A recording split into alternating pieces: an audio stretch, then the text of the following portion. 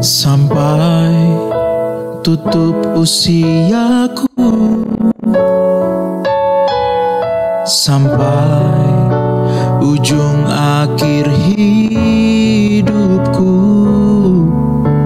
setia padamu, oh Bapakku.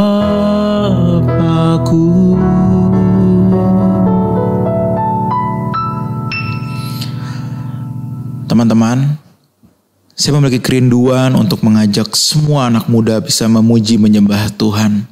Karena itu saya mengundang teman-teman semua, rekan-rekan Warriors, untuk hadir di acara The Warrior Project dengan tema An Evening of Promises pada tanggal 22 Juli jam 5 sore di Mall Arta Gading lantai 5. Jangan lewatkan kesempatan ini teman-teman. Yuk kita memuji menyembah Tuhan bersama-sama.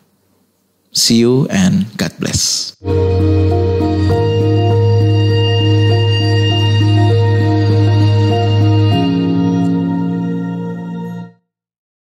Shalom saudara, salam sejahtera.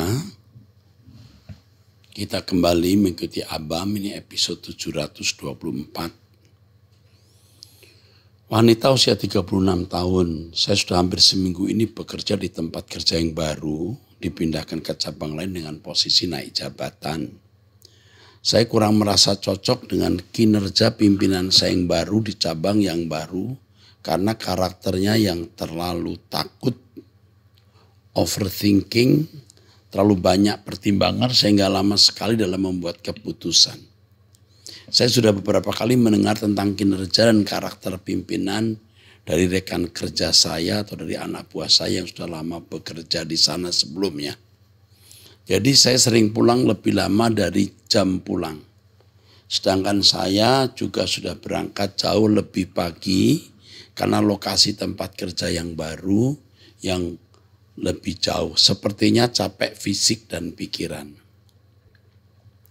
Sebenarnya saya tidak mengejar karir Pak. Promosi ini ditawarkan dari pusat. Saya sudah berkali-kali menolak dan mau mundur berkali-kali juga saya dibujuk. Dan ternyata saya dipromosikan oleh dua pimpinan yang berbeda. Sehingga saya direkomendasikan ke pusat untuk dites naik jabatan dan ternyata hasilnya memang lulus. Pak, apa yang harus saya lakukan dengan cara kerja pimpinan saya yang menurut saya agak lambat sehingga saya harus pulang lebih lama. Karena beliau suka sekali ajak diskusi yang bagi saya kurang bermanfaat. Padahal saya bisa pakai waktu tersebut untuk selesaikan pekerjaan saya yang lain. Akhir-akhir ini saya jadi merasa hidup saya hanya habis di pekerjaan. Sedangkan jujur saja saya masih sangat berharap untuk bisa bertemu seorang lelaki dan menikah. Apakah saya kurang mengucap syukur dengan keadaan saya Pak? Apa yang harus saya lakukan dengan kondisi bekerja dengan pimpinan yang kurang tegas, panikan dan kurang memperhatikan anak buah yang sudah lelah harus pulang larut malam. Harus larut.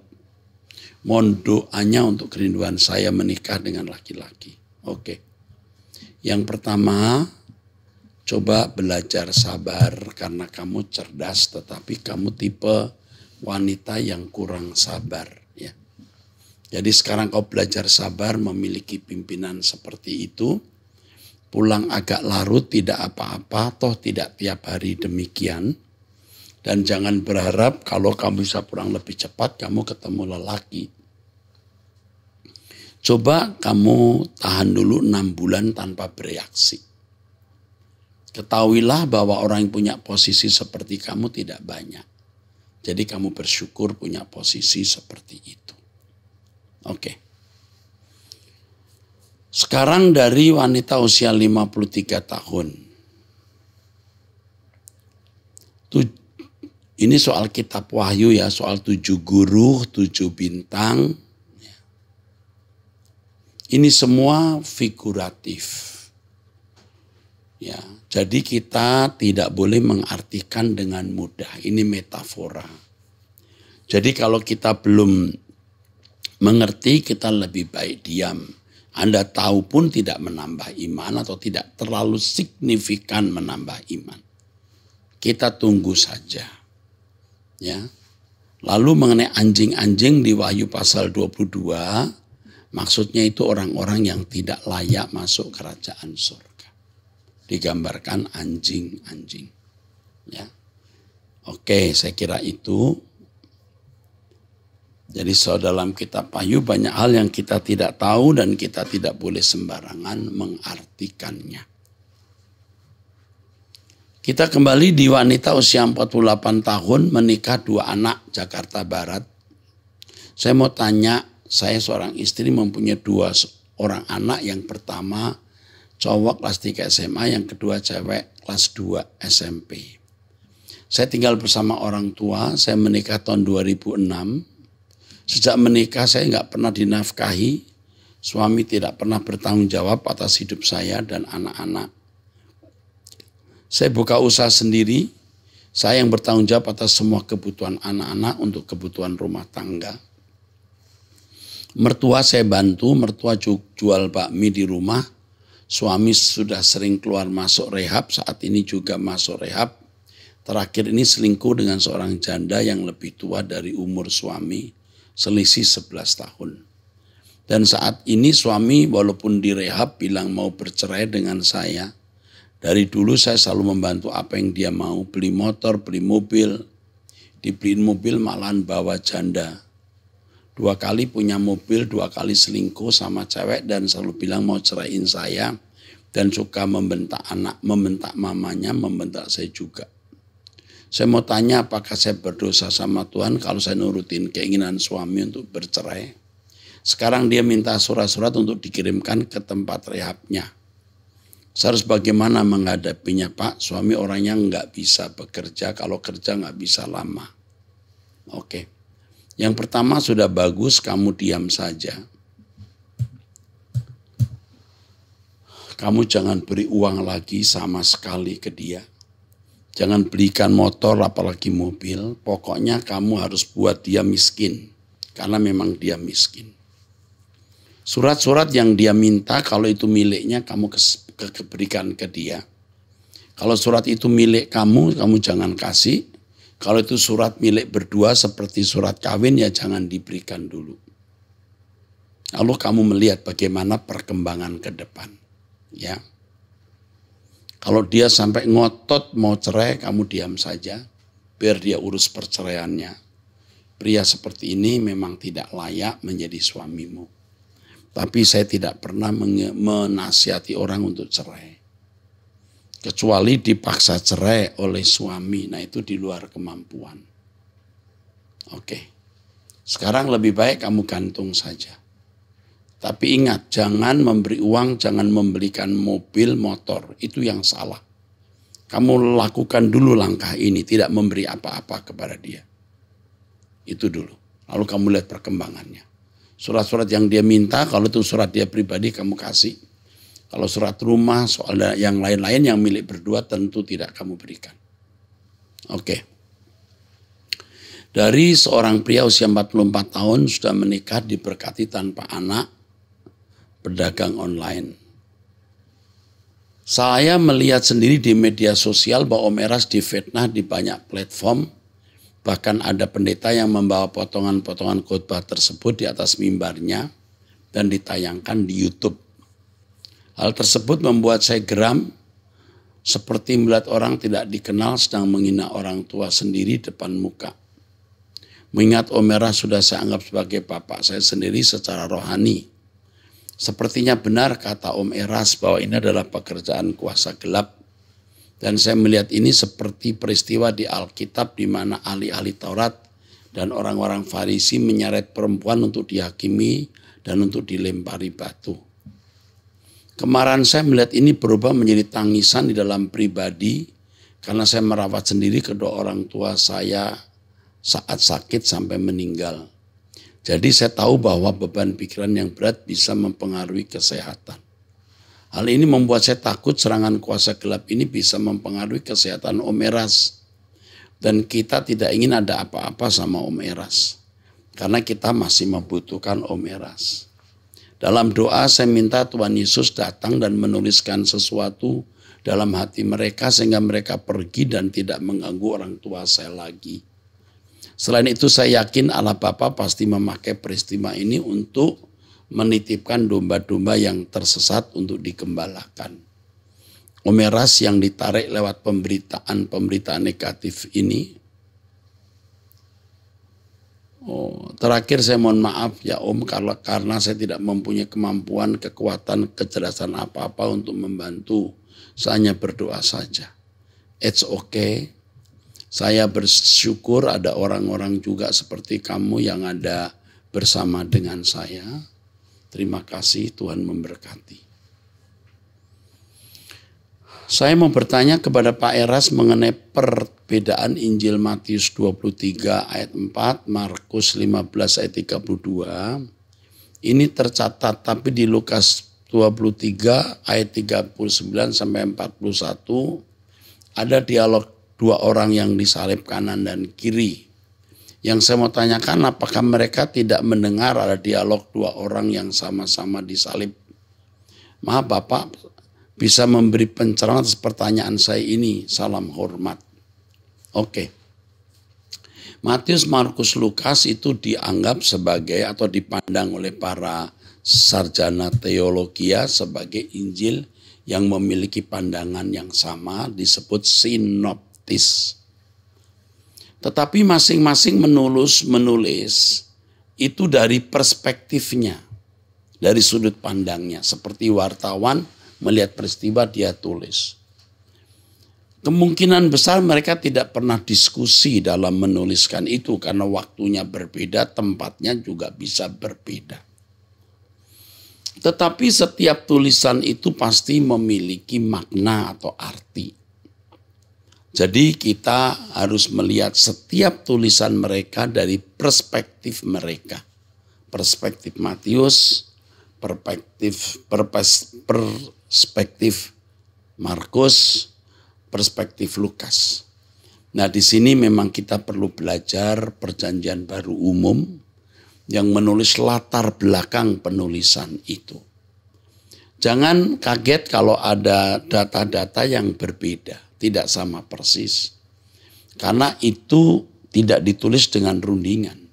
Justru perbedaan beberapa data yang pasti tidak prinsip menunjukkan otentiknya dari tulisan itu. Tidak dibuat-buat, tidak dikarang-karang.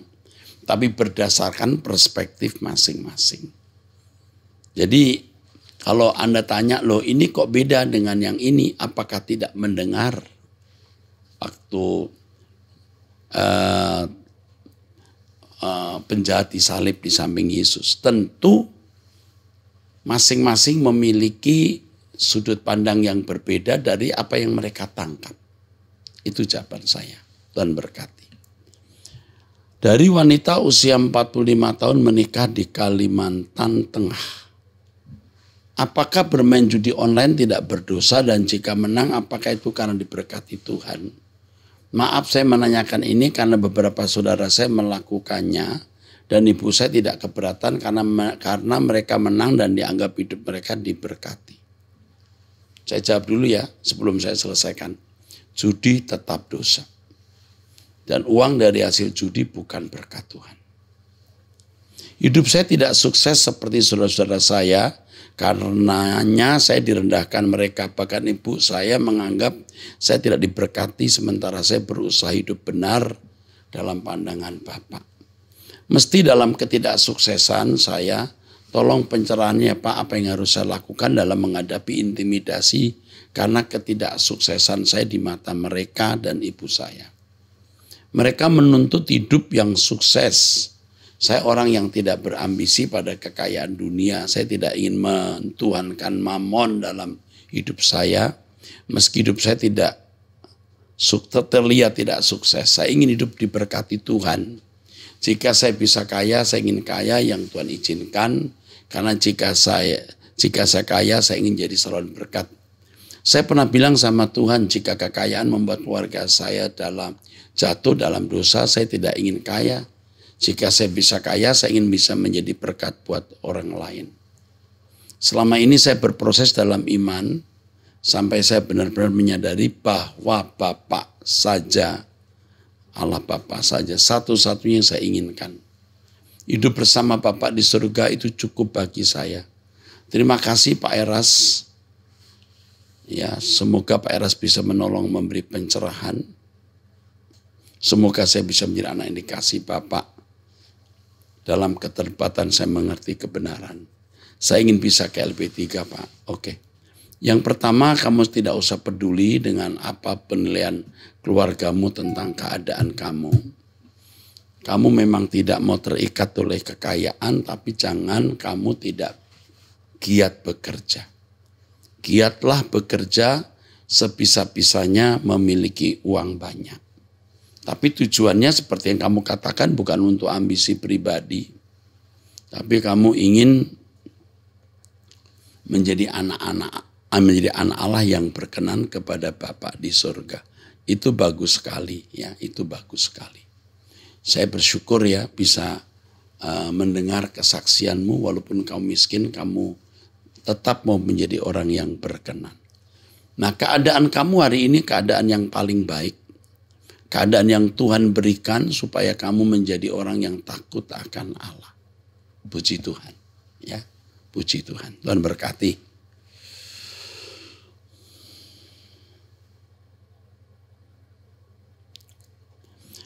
Salam Pak. Terima kasih untuk penjelasan tentang logos yang Bapak sampaikan.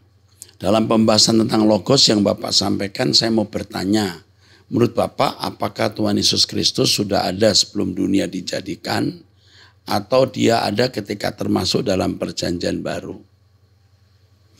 Karena di dalam Wahyu ada ayat aku adalah Alfa dan Omega.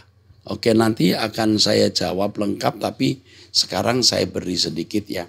Harus bisa membedakan antara Alfa dan Omega, aku yang sudah ada dan akan datang, dengan aku yang awal dan yang akhir.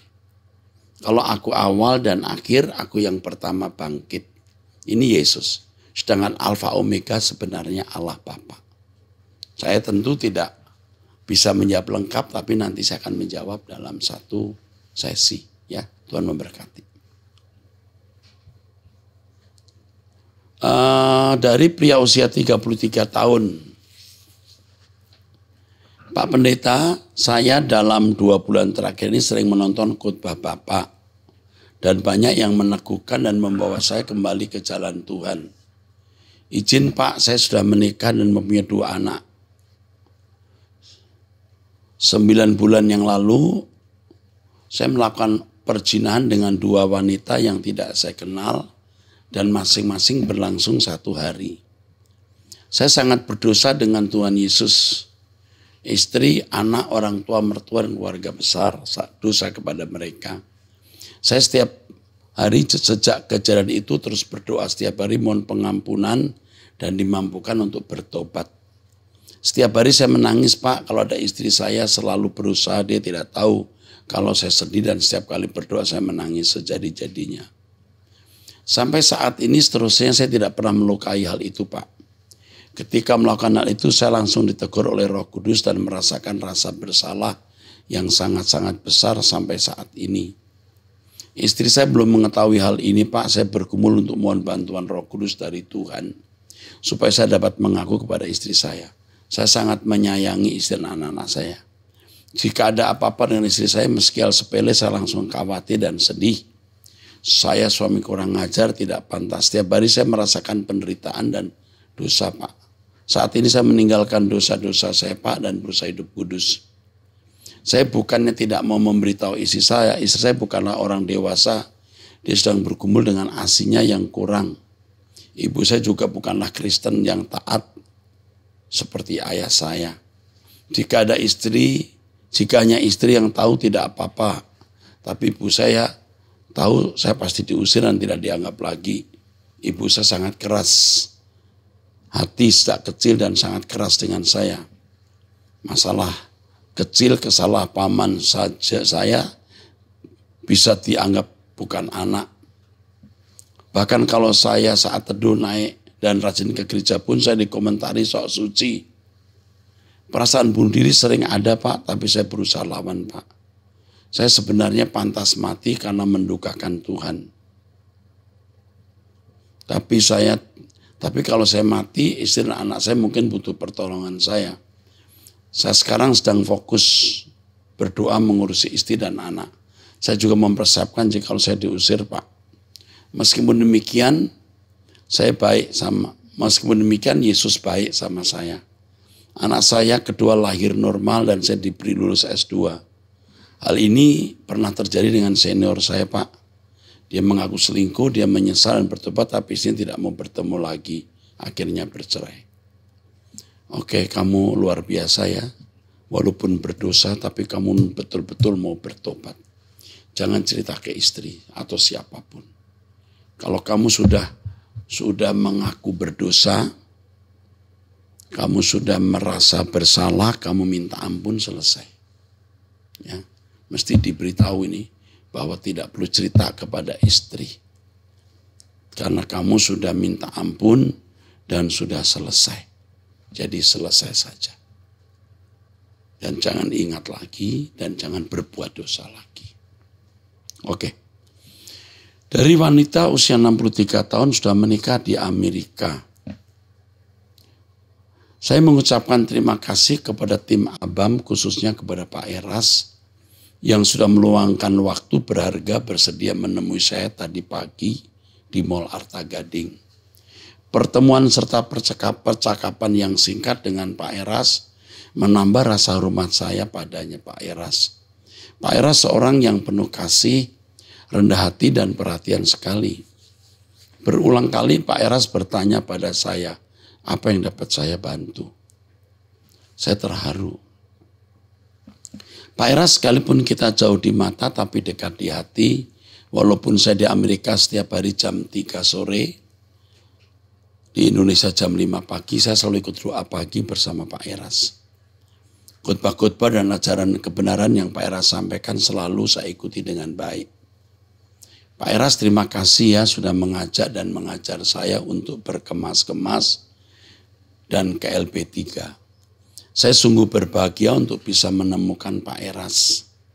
Sekarang sisa hidup saya mau meneladani Pak Eras yang sabar dan tekun mengajak orang ke LP3 dan berkemas-kemas. Pak Eras doakan saya dan suami agar tetap setia tekun melayani Elohim Yahweh, hidup kudus tak bercela seperti Tuhan Yesus menyenangkan hati Bapak. Terima kasih Bu, we love you. Ya, we always together till the end of our life at the new earth and the new heaven. Tuhan berkati.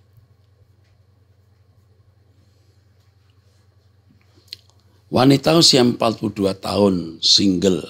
Ya.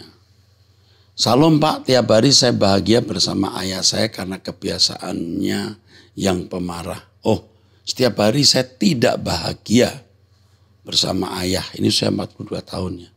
Karena kebiasaan pemarah, sering ngomel dan menceritakan keburukan orang, ngerasani orang baik saat di perjalanan di mobil dan di saat di rumah.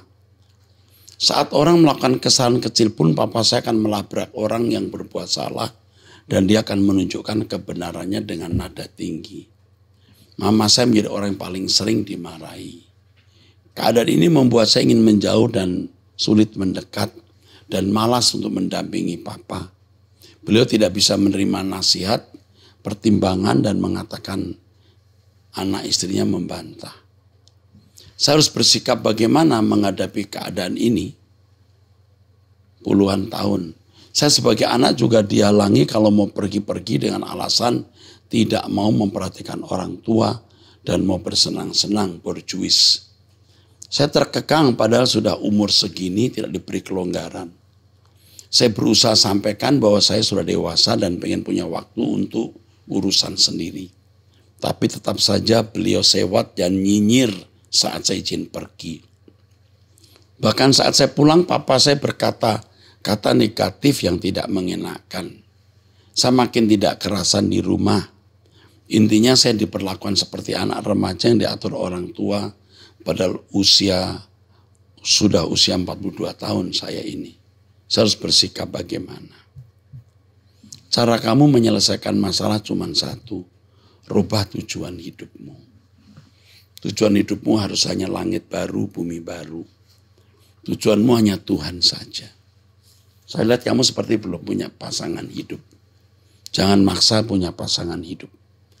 Kamu tidak akan merasa sakit hati diperlakukan orang tuamu kalau kamu jadikan Tuhan satu-satunya tujuan hidup. Jadi waktumu hanya untuk mencari Tuhan, berdoa, bekerja, lalu ke gereja tentunya. Lakukan ini. Karena tipe papamu seperti itu bisa tidak panjang umur. Ya. Saya tidak sumpahi, tapi tipe pria yang seperti ini bisa tidak panjang umur. Jadi kamu pasti bisa melewatinya, nak. Ubah tujuan hidupmu. Kalau kamu sukses ini, kamu merdeka. Keadaan kamu tidak akan membuat kamu tertekan. Tuhan memberkati. Oke, dari laki-laki usia 13 tahun pelajar. Saya dari kecil tidak diperbolehkan ke gereja sama bapak saya. Belum dibaptis, bahkan belum penyerahan anak. Tapi saya belakangan ini mulai pergi ke Kelapa Gading untuk mendengar khotbah Pak Erastus bersama mama. Karena dari kecil saya tidak dekat dengan Tuhan. Pertanyaan saya adalah, apa ada tips buat saya agar lebih dekat dengan Tuhan? Dan bisakah saya penyerahan anak? Oke. Begini, nak. Tips saya adalah kamu dengerin khotbah Om Eras. Kamu tetap berdoa bersama Om Eras. Kamu punya jam doa pribadi. Kalau bisa doa pagi jam 5, kamu mantap ya. Itu tipnya. Lalu apakah kamu perlu penyerahan anak? Mungkin dengan usia 13 tahun ini sudah cukup besar ya. Bisa saja. Nanti kamu saya doakan sendiri saja, nak. Saya serahkan sendiri. Kalau kamu di Mall Arta Gading, kamu temui pengurus, bilangin bahwa saya sudah bilang Om Eras mau diserahkan. Ya. Nanti kamu akan dihubungi nomor telepon ini, ya. Ya. Nanti kamu saya doakan sendiri saja. Tuhan memberkati. Ajak mamamu ya, nanti kau berdoa dengan mama, kamu saya doakan. Sekretaris saya akan menghubungi kamu, nak. Oke, dari wanita usia 53 tahun sudah menikah. Adik saya kawin lagi dengan perempuan yang tidak seiman, meninggalkan 3 orang anak. 1 orang anak perempuan ikut saya dan tidak pernah dinafkahi. Waktu dia akan pergi dari rumah, ibu saya bersujud minta dia untuk tidak pergi, tapi dia tidak mendengar. Istri barunya mengatakan saya kawin jual agama. Istri barunya mengatakan saya kawin jual agama. Dahulu saya bukan pengikut Kristus. Sekarang dia minta pinjaman kepada saya.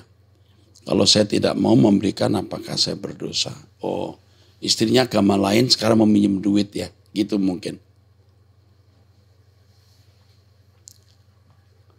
Nah, saya mau tanya istri pertamanya di mana ya?